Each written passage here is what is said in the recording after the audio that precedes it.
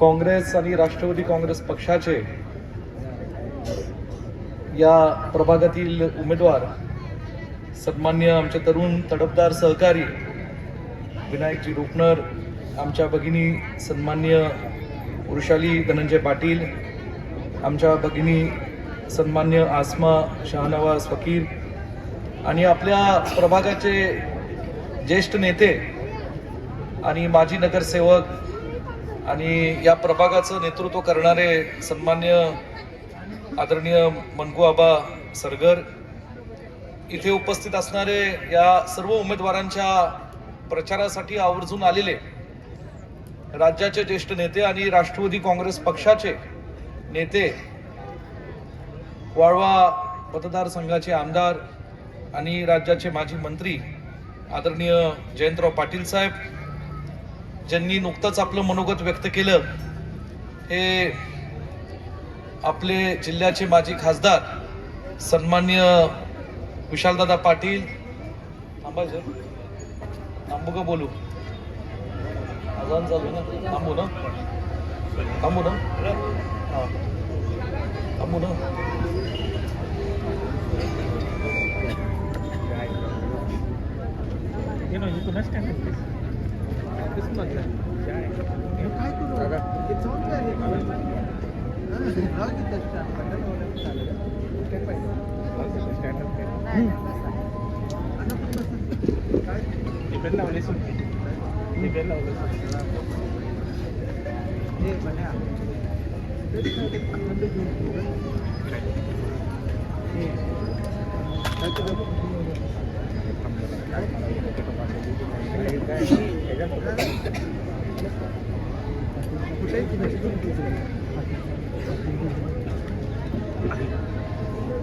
Stand काढ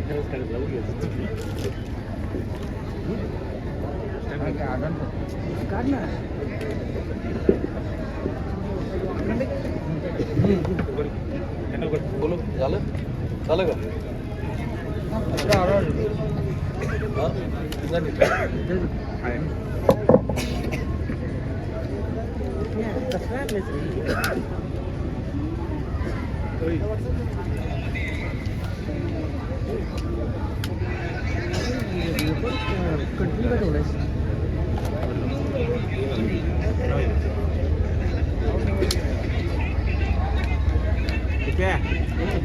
वरचं तुटायला लागले तुझं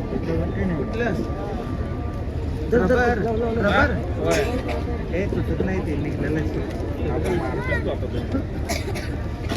दिप्या कटोच्या वरतच ना तू. हा मग मी हे करतो. झालं बोलू? त्याला बोलू ना. पाहिजे त्याला हा फरक आहे काँग्रेस पक्षामध्ये आणि भाजपमध्ये. हे जर भाजपचं व्यासपीठ असतं तर ते थांबले नसते, लक्षात ठेवा. बरोबर की नाही? हाच फरक आहे आपल्यात. काँग्रेस राष्ट्रवादीची आम्ही सगळी मंडळी ही अशा संस्कारातली आम्ही मंडळी आहोत की आम्हाला पूर्वीपासून आमच्या वडीलधाऱ्यांनी, आमच्या पूर्वजांनी, आमच्या राजकीय पक्षाच्या विचाराने हे संस्कार दिलेले आहेत की आपल्याला प्रत्येक जाती धर्मातल्या माणसाचा सन्मान आणि आदर या ठिकाणी करायचा आहे. ह्या संस्कारातनं आज मी आणि जयंतराव पाटील साहेब या व्यासपीठावर खरं तुम्हाला विनंती करायला आलो आहे.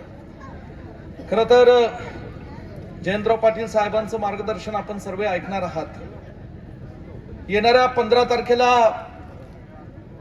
महानगरपालिकेच्या अत्यंत महत्वाच्या निवडणुकीला आपण सर्वजण सांगलीचे नागरिक म्हणून सामोरे जाणार आहोत आणि सांगली शहराचे नागरिक म्हणून, प्रभाग 9चे नागरिक म्हणून आपलं मतदान करून आपला आवाज उठवणारे, आपल्यासाठी लढणारे, महापालिकेच्या माध्यमातून आपल्या प्रभागामध्ये विकास खेचून आणणारे आणि आपल्या सुखदुःखामध्ये सहभागी होणारे असे चांगले नगरसेवक आपल्याला 15 तारखेला त्यांना मतदान करायचं आणि 16 तारखेला त्यांना निवडून द्यायचं. आज आमचं पॅनल जर तुम्ही पाहिलं तर ज्येष्ठ नेते आदरणीय मनगू आबा सरगर सारखी मंडळी या पॅनल मध्ये नेतृत्व करतायत आणि मनगू आबांच्या माध्यमातून त्यांच्या जोडीला सर्व जाती धर्मातील आदरणीय आमच्या फकीर वहिनी असतील, आदरणीय आमच्या पाटील वहिनी असतील आणि आमचा तरुण तडफदार सहकारी विनायक रुपनर असेल, ही अशी सगळ्या आज वेगवेगळ्या जाती धर्मातील माणसं ही या पॅनल मधली आज चांगले उमेदवार देण्याचं काम आम्ही काँग्रेस आणि राष्ट्रवादी काँग्रेस पक्षाच्या माध्यमातून आपल्यासाठी केलेलं आहे. खरं इथं आमच्या मोठ्या संख्येने भगिनी बसलेल्या आहेत. मला कल्पना आहे की संध्याकाळची वेळ आपल्या स्त्रियांसाठी, आमच्या माता भगिनींसाठी अत्यंत महत्वाची असते. घराची जबाबदारी असते, घरात जी इतर मंडळी असतात त्यांचं जेवणाचं व्यवस्था आपल्याला करायची असते, महत्वाची टीव्ही सिरियल असते. आता ती बुडवून तुम्ही आमच्यासाठी बसलाय म्हणून तुमचं मनापासून आभार मानतो. हे सांगण्याचा हेतू असा की आज जरी आजची सिरियल बुडली तरी आपण एका महत्वाच्या कारणासाठी हे बुडवतो हे लक्षात ठेवा. कारण पुढच्या 7 दिवसात तुमच्याकडे अनेक लोक येतील, या सत्ताधारी पक्षाचे काही लोक येतील. अशा जशा सभा आज आम्ही घेतलेल्या तसे ते सुद्धा सभा घेतील, त्यांचे उमेदवार येतील, तुम्हाला तात्पुरतं काहीतरी आमेज दाखवतील आणि सांगतील की देशात आमची सत्ता आहे, राज्यात आमची सत्ता आहे. आणि म्हणून महानगरपालिकेमध्ये सुद्धा आमच्या भाजपची सत्ता ही तुम्ही या ठिकाणी आणा, म्हणजे 9 नंबरच्या प्रभागात आम्ही विकास खेचून आणू. त्यांचा काही संबंध नाही. सांगलीचे नागरिक म्हणून तुम्ही टॅक्स भरत आहात, सांगलीचे व्यापारी सेस भरत आहेत.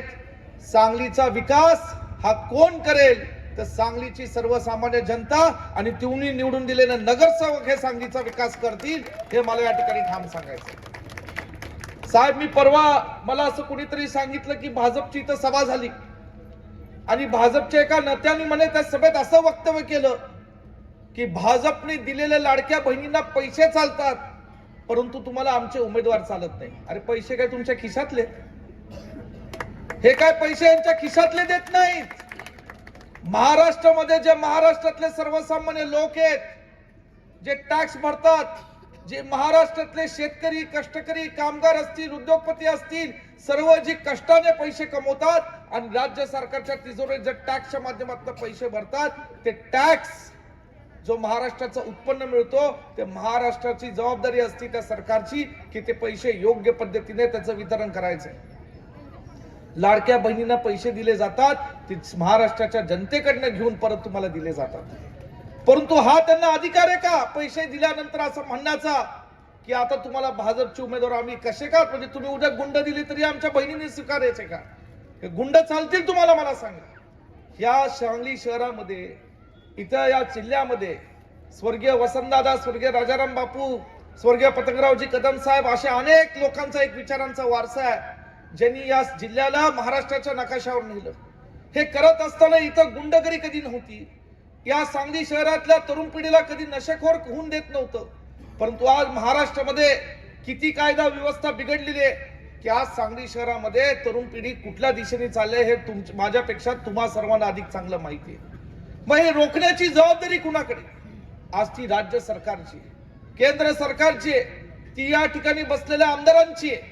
आणि इथं गेले अनेक वर्षांपासून जे सत्ताधारी म्हणून स्वतःला म्हणतात त्या लोकांची ही जबाबदारी.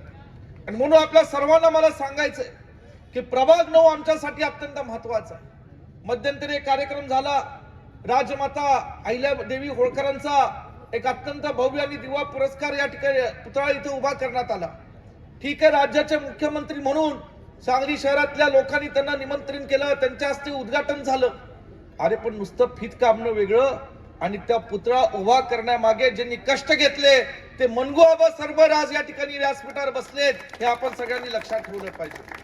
आणि म्हणून या सगळ्या लोकांना आपल्याला नम्रपणे विनंती आहे की आज इथे आमच्या फकीर बहिणी असतील, आमच्या पाटील बहिणी असतील आणि आमचा विनायक रुपनर असेल, एक तरुण तडफदार कार्यकर्ता जो सातत्याने तुमचा आशीर्वाद घेऊन गेल्या अनेक वर्षांपासून इथं सामाजिक कार्यामध्ये सक्रिय आहे, असा एक तरुण कार्यकर्ता विनायक रुपनरच्या माध्यमातून सुद्धा आम्ही या ठिकाणी दिलाय.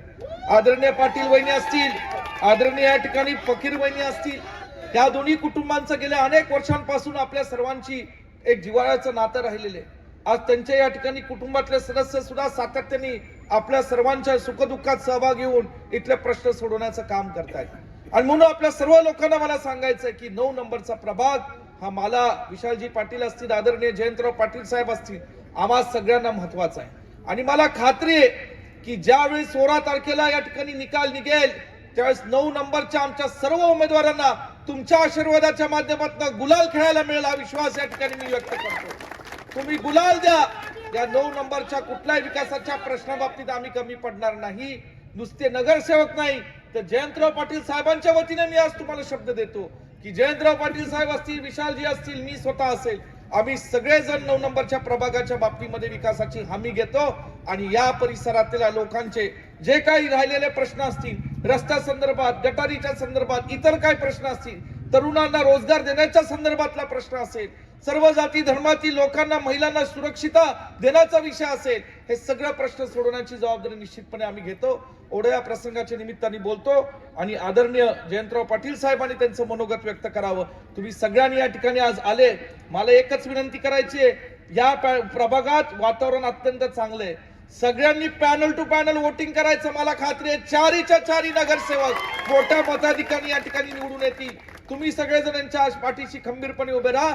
मला खात्री आहे की या विकासाचा, प्रभागाचा विकास हा चांगल्या पद्धतीने येणाऱ्या काळात आम्ही घडू. ओढत बोलून माझे मनोगत थांबवतो. जय हिंद, जय महाराष्ट्र. दैनंदिन जीवनामध्ये सूर्य उगवतो.